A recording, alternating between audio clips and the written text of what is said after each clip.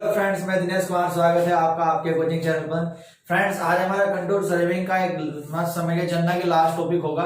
ठीक है, कल हमने कंटूर लाइन की विशेषताएं पढ़ी थी, कंटूर इंटरवल को इफेक्ट करने वाले कारक पढ़े थे। ठीक है फ्रेंड्स, आज हम देखते हैं कि कंटूर को कैसे प्लॉट कर सकते हैं, कितने मेथड के द्वारा हम कंटूर को प्लॉट कर सकते हैं। क्लियर? तो आप देख रहे हो method of plotting of contour, contour को प्लॉट करने के, ड्रॉ करने के मेथड। तो फ्रेंड्स, हमारे पास दो प्रकार के मेथड होते हैं, एक को हम बोलते हैं डायरेक्ट मेथड और दूसरा हमारे पास होता है indirect method. Clear friends? Direct method और इनडायरेक्ट मेथड। यहां से आपका फर्स्ट क्वेश्चन बनता है कि डायरेक्ट मेथड किस प्रकार के एरिया के लिए यूज करते हैं और इनडायरेक्ट मेथड किस प्रकार के एरिया के लिए यूज करते हैं। तो आपको याद रखना है कि डायरेक्ट मेथड स्मॉल एरिया के लिए यूज किया जाता है। क्लियर? डायरेक्ट मेथड जो है आपका स्मॉल एरिया के लिए ही यूज किया जाता है और जो आपका इनडायरेक्ट मेथड है ये लार्ज एरिया के लिए यूज करते हैं। Clear friend? ये फर्स्ट क्वेश्चन है, इंपॉर्टेंट है, आपको ये याद रखना है कि डायरेक्ट मेथड किस प्रकार के एरिया के लिए यूज करेंगे और इनडायरेक्ट कब यूज करेंगे। क्लियर? अब देखते हैं कि ये डायरेक्ट मेथड होता क्या है, इसका यूज हम कब करते हैं। तो ये कहता है कि इस मेथड में ग्राउंड पर हम उन्हीं पॉइंट को फाइंड करते हैं। याद रखोगे, ध्यान से सुनना, ग्राउंड पर हम उन्हीं पॉइंट को फाइंड करते हैं जिन पॉइंट का कंटूर प्लॉट किया जाना होता है। ठीक है, हम एक्चुअली जिस पॉइंट का कंटूर प्लॉट करना चाह रहे हैं उसी पॉइंट को फाइंड करेंगे, उसके जो रिलेटिव पॉइंट होंगे उनको फाइंड नहीं करते।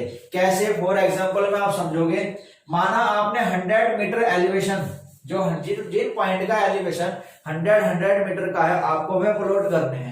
तो जरूर थोड़ा का सभी का 100 मीटर होगा, उसके आसपास कम ज्यादा भी हो सकता है। तो जो 100 से कम ज्यादा है हम उनको ध्यान में नहीं रखेंगे, हम केवल उन्हीं पॉइंट को सिलेक्ट करेंगे जिनका आरएल 100 मीटर का होगा। तो यहाँ ये कहता है कि हम माना 100 मीटर एलिवेशन का कंटूर प्लॉट किया जाना है। क्लियर?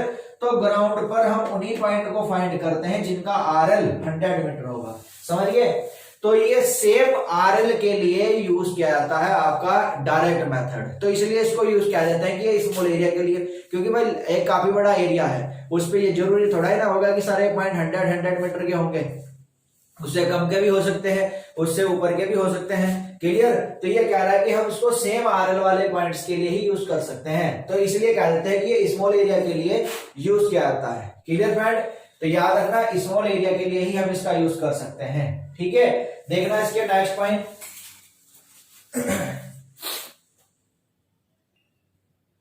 देखोगे फ्रेंड्स, तो ये कह रहा है कि यह मेथड एक एग्जैक्ट मेथड है, बिल्कुल सही मेथड है।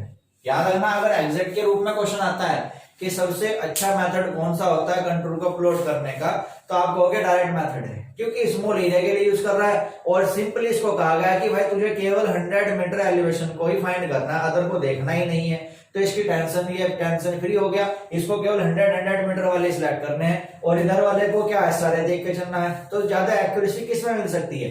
बिल्कुल सिंपल सी बात है, जिसको कम कार्य करना पड़ रहा हो, तो इसलिए इसको बोल दिया जाता है कि एक एग्जैक्ट मेथड है। ठीक है, तो इसमें कहा गया है कि एक एग्जैक्ट मेथड है, बट फेल कहां हो रहा है, जाके स्मॉल एरिया के लिए करना पड़ता है। क्लियर? याद रखना। फिर ये कह रहा है कि यह मेथड 2 स्टेप में कंप्लीट होता है। याद रखना, ये मेथड को हम 2 स्टेप में कंप्लीट कर सकते हैं। फर्स्ट आपका हॉरिजॉन्टल कंट्रोल, दूसरा आपका वर्टिकल कंट्रोल। ठीक है, फर्स्ट आपका होता है हॉरिजॉन्टल कंट्रोल और सेकंड आपका होता है वर्टिकल कंट्रोल। अब यहां से एक इंपॉर्टेंट क्वेश्चन बनता है, यहां से इंपॉर्टेंट क्वेश्चन ये बनता है कि आपसे पूछा जाएगा कि बताइए कंटूर को प्लॉट करने के डायरेक्ट मेथड में हम पहले कौन सा स्टेप फॉलो करते हैं। ठीक है, कंटूर को प्लॉट करने के डायरेक्ट मेथड में हमारे पास जो हॉरिजॉन्टल कंट्रोल और वर्टिकल कंट्रोल होते हैं, इनमें से सबसे पहले कौन सा स्टेप फॉलो किया जाता है। तो आपको याद रखना है, हम सबसे पहले वर्टिकल कंट्रोल को यूज करते हैं, यानी कि हम सबसे पहले एलिवेशन, पॉइंट के एलिवेशन को फाइंड करते हैं। एलिवेशन का मतलब वर्टिकल कंट्रोल, सबसे पहले वर्टिकल कंट्रोल को फाइंड किया जाता है और एलिवेशन भी हम वो लेंगे जो कि इक्वल वाले होंगे। ठीक है, हम उन पॉइंट का एलिवेशन लेंगे जो कि इक्वल एलिवेशन वाले होंगे। ठीक है, तो आपको याद रखना है कि हम सबसे पहले वर्टिकल कंट्रोल को फाइंड करते हैं, उसके बाद उन्हीं पॉइंट की हॉरिजॉन्टल कंडीशंस को फिक्स किया जाता है। क्लियर? उसके बाद उन्हीं पॉइंट्स की हॉरिजॉन्टल कंडीशन को फिक्स किया जाता है फ्रेंड्स। क्लियर? तो सबसे पहले वर्टिकल कंट्रोल को फिक्स कर दिया, उसके बाद उन्हीं पॉइंट की हॉरिजॉन्टल कंडीशंस को फिक्स कर देते हैं। तो इसलिए इस मेथड के काफी क्वेश्चंस बन जाते हैं। ठीक है, तो याद रखना ये। ओके,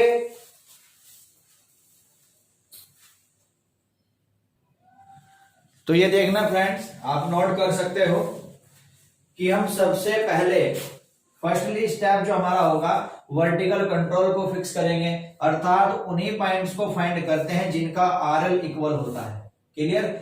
इसके बाद हम हॉरिजॉन्टल कंट्रोल को फिक्स करते हैं या हॉरिजॉन्टल कंट्रोल का यूज करते हैं। इसका मतलब क्या है कि सभी पॉइंट्स की हॉरिजॉन्टल कंडीशंस को फाइंड किया जाता है। क्लियर? तो ये था आपका डायरेक्ट मेथड, स्मॉल एरिया के लिए यूज करते हैं। एग्जैक्ट मेथड होता है, 2 स्टेप में इसको यूज किया जाता है। फर्स्ट स्टेप में हम वर्टिकल कंट्रोल को फिक्स करते हैं, सेकंड स्टेप में हम उस वर्टिकल कंट्रोल की हॉरिजॉन्टल कंडीशंस को फिक्स करते हैं। Clear friend? याद रखना हमारे इस डायरेक्ट मेथड को। ठीक है, अब बात कर लेते हैं कि ये इनडायरेक्ट मेथड क्या है। ठीक है, इनडायरेक्ट मेथड देखते हैं। तो देखोगे फ्रेंड्स, इनडायरेक्ट मेथड वो कहता है कि इनडायरेक्ट मेथड इजी होता है। ठीक है, बहुत ही इजी कहता है कि इनडायरेक्ट मेथड इजी है और इसकी हेल्प से हम आसानी से कंटूर को प्लॉट कर सकते हैं। इसमें करते क्या है भाई, इसमें करते हैं कि इस मेथड में कंप्लीट एरिया जो आपके पास है, जिसका कंटूर आपको प्लॉट करना है, उस कंप्लीट एरिया को एक ग्रिड में डिवाइड कर देते हैं। अब ये ग्रिड क्या होता है? ग्रिड बोला जाता है छोटे छोटे खानों में, छोटे छोटे पार्ट्स में उस पूरे एरिया को डिवाइड कर देता है। अभी आपको समझाता हूं। ठीक है, और केवल ग्रिड पॉइंट पर ही आरएल को फाइंड किया जाता है।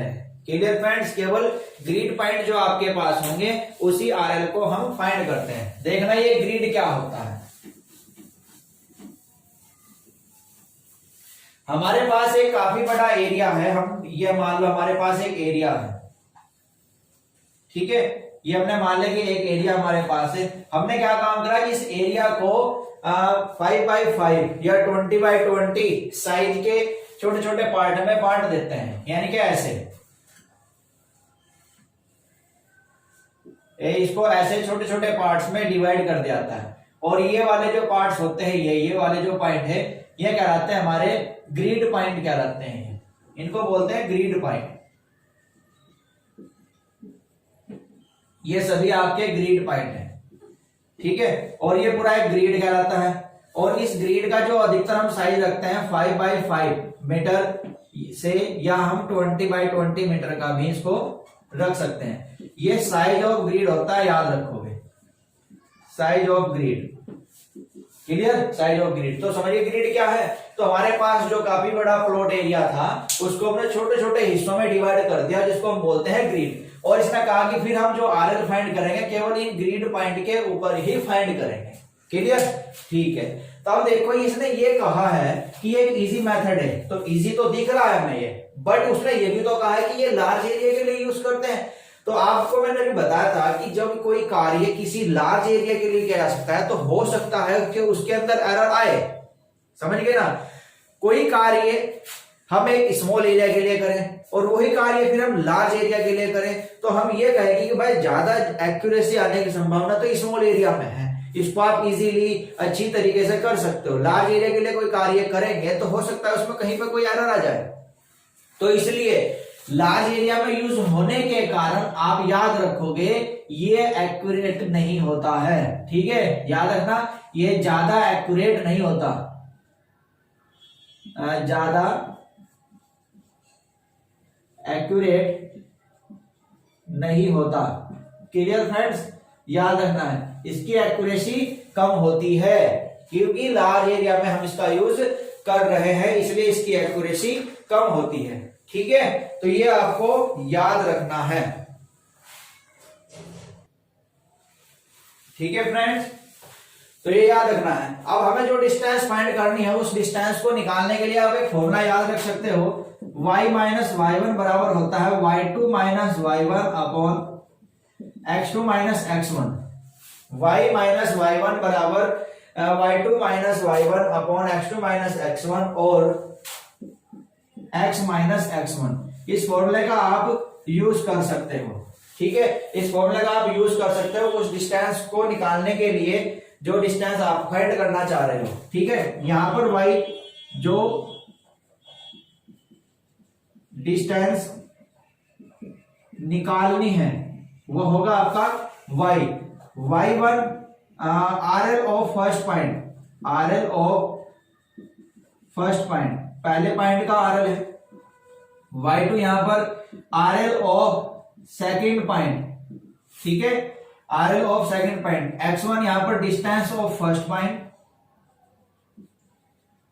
Distance of first point, and x2 distance of second point. याद रखोगे RL आप देखते हो कि वर्टिकल डिस्टेंस जो हम किसी पॉइंट के ऊपर पढ़ेंगे, ठीक है, और फिर उनके बीच की हॉरिजॉन्टल डिस्टेंस वो x1 x2 के रूप में हमने शो कर दी है। तो आप इस फॉर्मूले से इस y को इजीली फाइंड कर सकते हो फ्रेंड्स। क्लियर, ये फाइंड कर सकते हैं। अच्छा, जो ये इनडायरेक्ट मेथड है, जो मेथड मैंने आपको ये बताया है, आप देख रहे हो इनका साइज क्या है 5x5, 20x20। तो इसके साइज के आधार पर ये इनडायरेक्ट मेथड का फर्स्ट मेथड कहलाता है। तो याद रखना ये इसका फर्स्ट मेथड था, जिसको हम नाम दे देते हैं यहां पर method of square, method of square का इसको हम नाम देते हैं। क्लियर फ्रेंड, ये इनडायरेक्ट मेथड का फर्स्ट मेथड होता है मेथड ऑफ स्क्वायर के रूप से। स्क्वायर इसलिए कहा गया क्योंकि साइज इक्वल है, तो हमने इसको स्क्वायर नाम दे दिया यहां पे।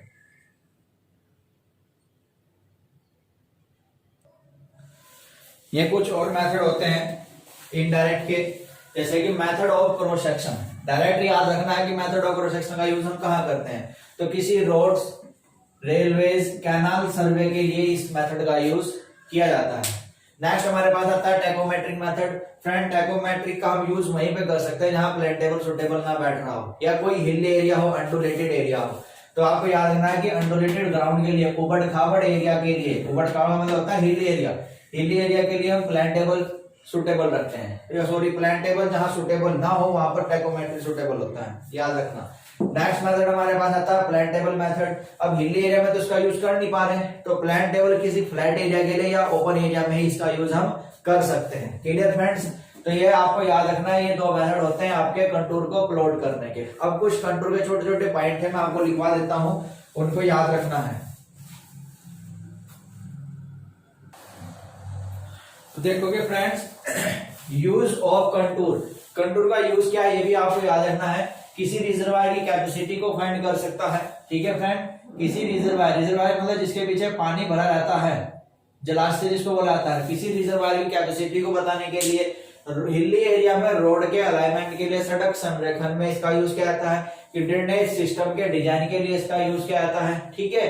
और किन्हीं दो पॉइंट की इंटरविजिबिलिटी को चेक करने में भी इसका यूज किया जाता है। इंटरविजिबिलिटी का मतलब होता है कि कोई पॉइंट दिखाई दे रहे हैं या नहीं, ठीक है, कोई पॉइंट दिखाई दे रहे हैं या नहीं, उस चीज को बताने के लिए भी हम कंटूर का यूज कर सकते हैं। ये कुछ इंटरपोलेशन के मेथड होते हैं, आपको याद रखना है। इंटरपोलेशन को कैसे फाइंड कर सकते हैं, याद रखना।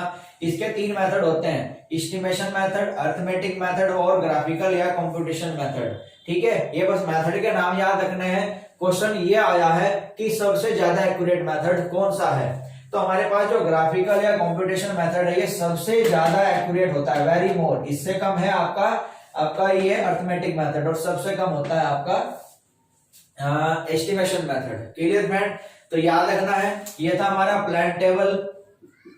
आई होप कि ये लेक्चर की वीडियो आपके समझ में आएगी। आप चैनल को ज्यादा से ज्यादा सब्सक्राइब करें, वीडियो को शेयर करें और लाइक करना ना भूलें। क्लियर फ्रेंड्स, तो नेक्स्ट मिलते हैं नेक्स्ट टॉपिक के साथ। आज के लिए इतना ही, धन्यवाद।